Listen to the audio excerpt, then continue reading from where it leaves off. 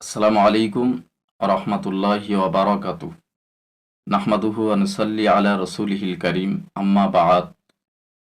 আজকের আমি আপনাদের সম্মুখে শোনাব বিশ্বনবী রহমাতুল্লিল আলামিনের দোয়ার বরকতে পাহাড় পরিমাণ ঋণ পরিশোধ হয়ে যাওয়ার ঘটনা।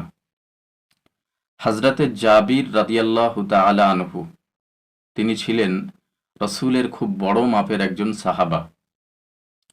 তিনি একদিন এসে আল্লাহ রসুল সাল্লাল্লাহু আলাইহি ওয়াসাল্লামের কাছে কাঁদতে শুরু করলেন। ইয়া রসুল আল্লাহ, ইয়া হাবিব আল্লাহ, হুজুর, আমার পিতা তিনি মারা গিয়েছেন, কিন্তু এত ঋণ রেখে গিয়েছেন, সেই ঋণ পরিশোধ করার মতো আমার কাছে কোনো অর্থ নাই। তবে আমার একটি ছোট জমি রয়েছে, সেই জমিতে যদি 2 বছরের ফসল বিক্রয় করি তাতেও ঋণ পরিশোধ হবে না, অসম্ভব। আপনি একটু আমার সঙ্গে চলুন, পাওনাদারদের সঙ্গে কথা বলুন, যাতে তাদের কঠোর মনোভাব তারা আমার উপরে গ্রহণ না করে। রাসূল পাক সাল্লাল্লাহু আলাইহি ওয়াসাল্লাম তিনি কি করলেন, জাবির রাদিয়াল্লাহু তাআলা আনহুর সেই ছোট্ট জমির কাছে গেলেন।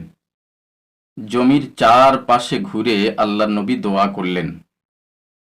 জাবির রাদিয়াল্লাহু তাআলা আনহু তিনি বলছেন, রাসূলের দোয়ার বরকতে আমার ওই জমিতে এত ফসল ফলেছিল, সেই ফসল বাজারে বিক্রয় করার পরে সমস্ত ঋণ আমি পরিশোধ করে দিয়েছিলাম।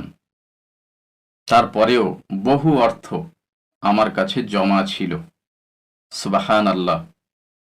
আমি আপনাদের কাছে এটাই বলতে চাচ্ছি, তিনি এমন একজন প্রেরিত পুরুষ, যিনি নিজে দোয়া করে অন্যকে ধনী বানিয়ে দিয়েছেন, কিন্তু নিজে গরিব এবং সাদামাঠা জীবন যাপন করতে পছন্দ করতেন। তো আজকের এই পর্যন্ত সমাপ্ত করলাম। আগামী দিন আরেকবার আপনাদের সঙ্গে দেখা হবে। সকলে সুস্থ থাকবেন, ভালো থাকবেন।